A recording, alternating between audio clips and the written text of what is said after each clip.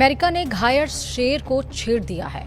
खाड़ी देशों के लिए अब कयामत का दिन है। कुवैत से लेकर बहरीन तक ईरान का खौफ साफ तौर पर नजर आने वाला है और इस बीच ईरान ने अमेरिका को अल्टीमेटम भी दे दिया है। कहा है छेड़ोगे तो चुप नहीं बैठेंगे। नमस्कार, आप देख रहे हैं न्यूज 18। मैं हूं आपके साथ श्रुति श्रीवास्तव। ईरान की जवाबी कार्रवाई की चेतावनी के बीच बहरीन और कुवैत में धमाकों की आवाजें सुनाई दी। बहरीन में एयर डिफेंस के सायरन बजाए गए, जबकि कुवैत ने दावा किया कि उसके एयर डिफेंस सिस्टम दुश्मन के मिसाइल और ड्रोन हमलों को इंटरसेप्ट कर दिए। ईरानी मीडिया ने बहरीन में मौजूद अमेरिकी नौसेना के 5th फ्लीट मुख्यालय को निशाना बनाए जाने का दावा किया, लेकिन इसकी पुष्टि आधिकारिक फिलहाल नहीं हुई है। वहीं आपको और भी कहां हमले हुए हैं और आखिरकार ईरान ने चेतावनी क्या दी है वो भी बताएंगे इस वीडियो में विस्तार से। दरअसल अमेरिका ने गुरुवार को पूरी रात हमला किया। इन हमलों के बाद खाड़ी में तनाव और ज्यादा बढ़ गया। ईरान ने पहले ही अमेरिकी हमलों का जवाब देने की चेतावनी दे चुका है।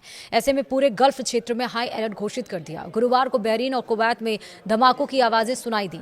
वहीं खाड़ी के देशों में जहां जहां भी अमेरिका के सैन्य ठिकाने हैं, उनके लिए गुरुवार का दिन एक बार फिर से किसी बुरे सपने से कम नहीं है, यानी आज 9 जुलाई का दिन।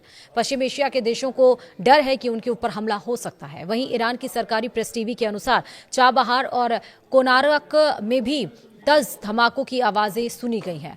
अबू मूसा द्वीप पर भी 10 धमाके हुए हैं। बंदर अब्बास में 8 और सीरीक में 3 धमाके हुए हैं। चाबहार में एक अस्पताल पर हथियारों का मलबा गिरा है। अमेरिकी हमले में शहीद बेहश्ती पोर्ट, कलंतरी पोर्ट और समुद्री यातायात नियंत्रण टावर को भी नुकसान पहुंचने की खबर है। वहीं बहरीन के गृह मंत्रालय ने हवाई हमले के सायरन बजने की पुष्टि की और लोगों से अपील की है कि घबराएं नहीं और तुरंत अपने सबसे नजदीकी सुरक्षित स्थान पर चले जाएं। मंत्रालय ने सोशल मीडिया पर जारी संदेश में कहा कि सभी नागरिक और निवासी शांत रहें और सुरक्षा निर्देशों का पालन करें। उधर कुवैत की सेना ने कहा कि उसके एयर डिफेंस सिस्टम दुश्मन के मिसाइल और ड्रोन हमलों को इंटरसेप्ट कर रहे हैं। सेना के मुताबिक लोगों को जो धमाके की आवाजें सुनाई दी वे एयर डिफेंस सिस्टम की कार्रवाई की वजह से हैं। हालांकि कुवैत ने यह नहीं बताया कि हमला किस तरफ से हुआ है। समाचार एजेंसी AFP के मुताबिक सायरन बजने के कुछ ही देर बाद बहरीन की राजधानी मनामा में भी कई धमाकों की आवाजें सुनी गई। इस बीच ईरानी मीडिया ने दावा किया कि बहरीन में मौजूद अमेरिकी नौसेना के 5th फ्लीट मुख्यालय को निशाना बनाया गया। हालांकि अमेरिकी या बहरीन के अधिकारियों ने अभी तक इस दावे की पुष्टि नहीं की है। कतर के गृह मंत्रालय ने भी सुरक्षा खतरे का स्तर बढ़ने की चेतावनी जारी की है। मंत्रालय ने लोगों से घरों में रहने और सुरक्षित स्थानों पर रहने की अपील की है। वहीं कुवैत की सरकारी समाचार एजेंसी KUNA के मुताबिक पूरे देश में चेतावनी वाले सायरन बजाए गए हैं। ईरानी सरकारी मीडिया के मुताबिक तेहरान ने साफ कर दिया था कि अमेरिकी हमलों के जवाब में खाड़ी क्षेत्र में मौजूद अमेरिकी सैन्य ठिकानों को निशाना बनाया जा सकता है। और इसी बीच अमेरिका ने लगातार दूसरी रात भी ईरान पर हमले किए। अमेरिकी सेंट्रल कमांड यानी कि सेंटकॉम का कहना है कि इन हमलों का मकसद स्ट्रेट ऑफ हॉर्मुज में जहाजों की आजादी को खतरा पहुंचाने की ईरान की क्षमता को कमजोर करना है। वहीं सेंटकॉम ने ईरान पर कमर्शियल जहाजों के खिलाफ आक्रामक कार्रवाई का भी आरोप लगाया। इधर ईरान पर हमले के बाद अमेरिकी राष्ट्रपति डोनाल्ड ट्रंप की तरफ से अपने ट्रूथ सोशल पर ईरान में हमले के बाद उठती हुई आग की लपटों की तस्वीरें शेयर की गईं। उन्होंने ट्रूथ पर लिखा, ये कल ईरान की ओर से जहाजों पर किए गए हमले का जवाब है और ऐसी कार्रवाई दोबारा हुई तो जवाब इससे भी अधिक गंभीर होगा। हम ईरान के हर हमले का 20 गुना ज्यादा ताकत से जवाब देंगे। और वहीं ईरान की धमकियों के बीच खाड़ी क्षेत्र में अमेरिका के कई बड़े सैन्य ठिकाने मौजूद हैं। कौन कौन से हैं वो समझिए।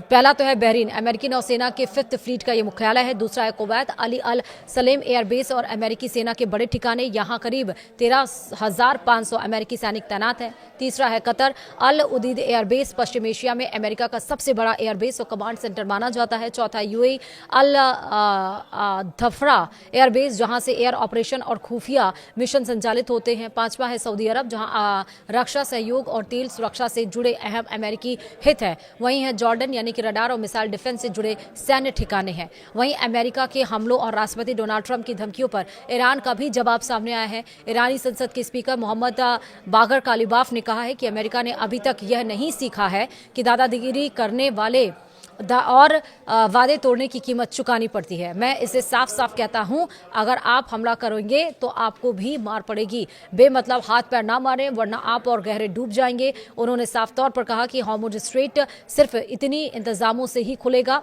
अमेरिकी धमकियों से नहीं। मोहम्मद बाकर गालिबाफ ने इससे पहले एक और ट्वीट करते हुए अमेरिका पर MOU यानी कि समझौते के उल्लंघन का आरोप लगाया। उन्होंने अपने X अकाउंट पर लिखा था, अमेरिका ने हॉर्मुज स्ट्रेट में ईरानी व्यवस्थाओं का उल्लंघन किया। हमले करने की लगातार धमकियां दी, तेल पर प्रतिबंध फिर से लागू किया, दक्षिणी ईरान पर हमले किए, दादागिरी और जबरदस्ती वसूली का दौर खत्म हो चुका है। इससे कुछ हासिल नहीं होता, हम झुकते नहीं हैं। ईरान के विदेश मंत्रालय के प्रवक्ता इस्लाम वाकई ने भी अमेरिका पर समझौते की शर्तों को नहीं मानने का आरोप लगाया। उन्होंने राष्ट्रपति डोनाल्ड ट्रंप को अपराधी और हत्यारा बताते हुए कहा कि ईरान अपने राष्ट्रीय हितों और संप्रभुता की रक्षा के लिए मजबूती से खड़ा रहेगा। वहीं IRGC ने अमेरिका को चेतावनी देते हुए कहा कि हमले का करारा जवाब दिया जाएगा। और इधर अमेरिका की तरफ से ईरान पर हमलों के बाद एक बार फिर से खाड़ी देशों में अलर्ट जारी कर दिया गया है। ईरान के संभावित हमले को देखते हुए लोगों को सतर्कता बरतने के निर्देश दिए गए हैं। कतर में लोगों को घरों में रहने, अगली जानकारी तक बाहर नहीं निकलने की अपील की गई है। वहीं कुवैत में लगातार हमले के सायरन बज रहे हैं। कुवैती एयर डिफेंस का कहना है कि सेना ने कई ड्रोन और मिसाइल हमले नाकाम किए हैं। तो यानी कि एक तरफ से शुरू है तो दूसरी तरफ से भी शुरू है। ऐसा नहीं है कि दोनों देश एक अगर हमला कर रहा है तो दूसरा शांत है, दूसरा इसको पीस डील में ले जाने की कोशिश कर रहा है। ऐसा बिल्कुल भी नहीं है। फिलहाल वीडियो में इतना ही।